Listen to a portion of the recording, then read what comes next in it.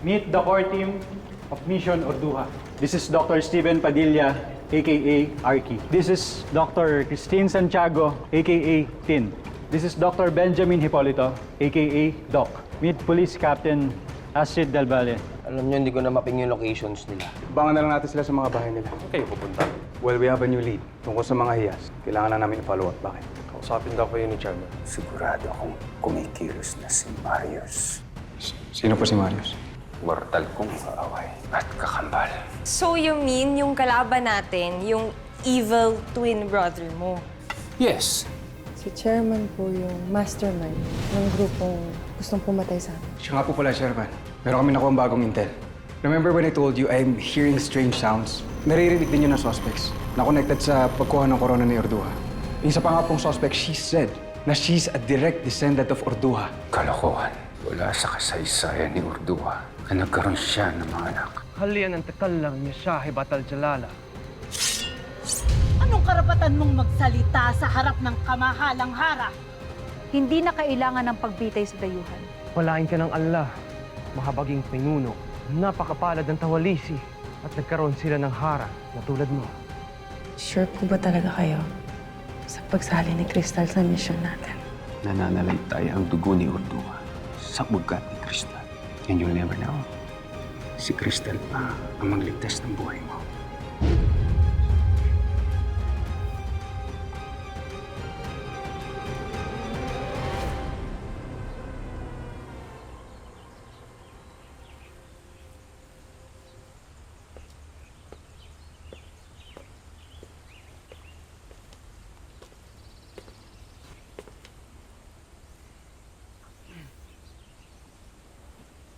Kailangan kayo, sir. Davino, matagal-tagal tayo magkakatrabaho sa mission na to. Gusto ko lang naman siguruhin na okay tayo. So ano? Peace?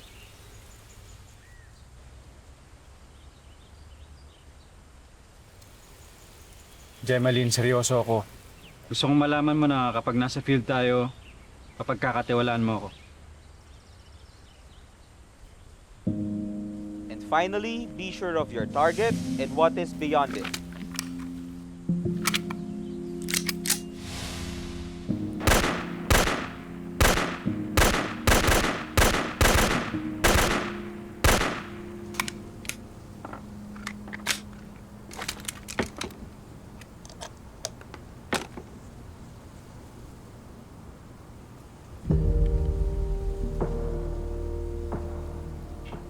Davino.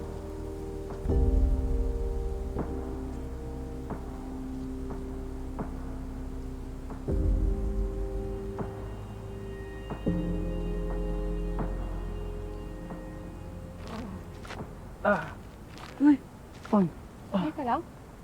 Hindi nga eh. Sakit kasi ng dibdib ko. Ha? Halika, dali na kita sa ospital. Hindi. Wag na. Hindi rin naman nila ito magagamot eh. Bakit? Anong sakit mo? Tinamaan ako sa'yo eh. Ang corny mo. Oo nga. Tingnan ka nga.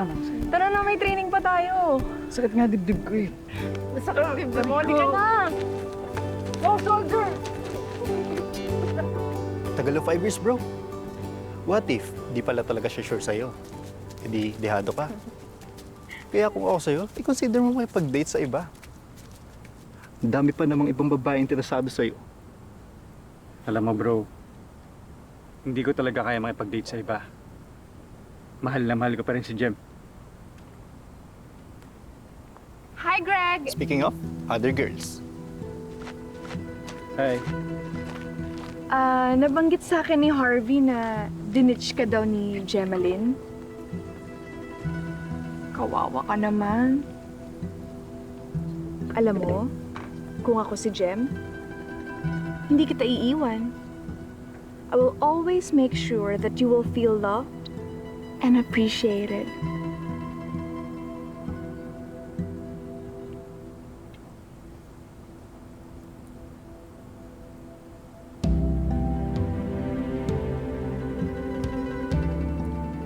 Sorry, si Jem yung mahal ko.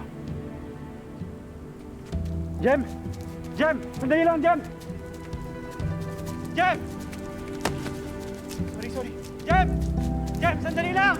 Jem!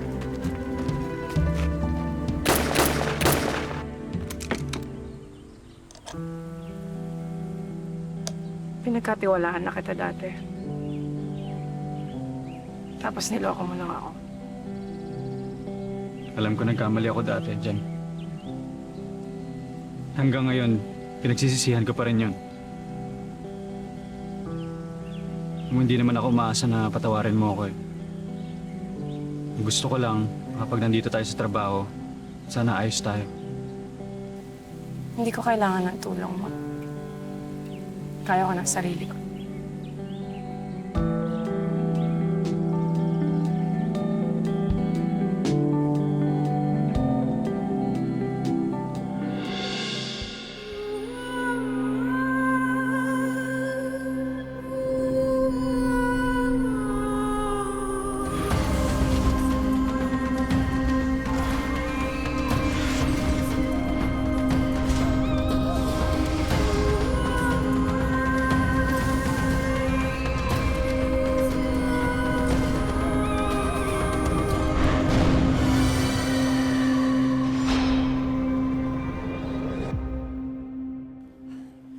At anong assignment yan, Gemaline?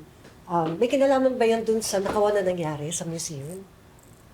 Pasensya na po, Nay, pero confidential talaga. Hindi ko pwedeng sabihin. Pambihira naman, Gemaline! Munti ka na nga mamatay nung nakaraan eh, tapos hindi mo pa sasabihin sa akin kung anong assignment mo? Nay, huwag po kayong mag-alala. Mag-iingat ako. Promise. Talaga, ha? Mag-iingat ako. Alam mo naman, lagi kitang iniisip.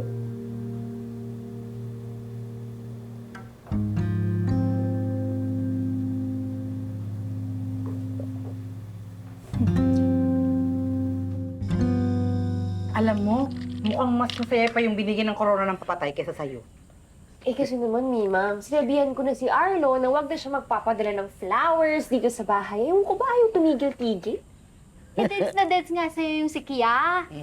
Kaya, if I were you, ha, grab mo na yun and live happily ever after. Walang happily ever after. Anong happily ever after? Sa original na Little Mermaid, walang happily ever after doon. Hindi sila nagkatuluyan ng prince, Lola. Bumalik si Little Mermaid sa dagat, tapos naging sea foam. So, wala. Ay! Ikaw talaga para kang lola mo, negastar. Oo, whatever. Basta ako, ayoko na ng love life, masyadong komplikado. Marami akong kailangan gawin na mas importanteng bagay. Wala ka lang kasi, kaya nasasabi mo yan. Magkakampi tayo! Oh! Ito na ka, Lola. Sa mga susunod na linggo, baka pumawala po ako, ha? Pero mabilis lang po yun, La. Nandito po si Mimang at si Nanette para po magbantay sa inyo. Eh, kasi po, yung papasukan ko po, medyo okay po yung bayad. Para po mabayaran ko na po ulit si Mimang at si Nanette. Habang binubuo ko yung Crystal Charms. Ay, bongga. Ay, sweldo nga ba? Alam mo, yung nanay mo, si Iris, napakahilig sa bulaklak. Gustong-gusto niya yan.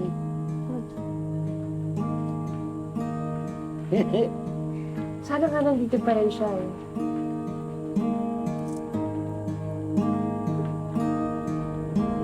Ay, alam mo, Te, Kagulat bakit kaya hindi mo i-friend yung pulis? Yung si Jem ba yun? Malay mo, tulungan ka nun hanapin kung sino yung nakabangga sa mama mo. After 20 years? Malay mo, Te! Kasi advance na kaya yung technology ngayon. Diyos ko, at mas advance yung beast mode nung pagkatao nun. Ewan ko napakasungit ng gem na yun, hindi ako tutulungan nun. Apakaganda talaga ng nanay mo, Tristan. Oo nga po. Sana naman na nabigyan kami ng chance na magkasama.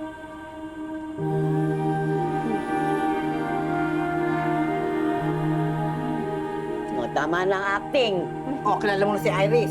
Oo, nanay niya. Ay, ang galing ng lola.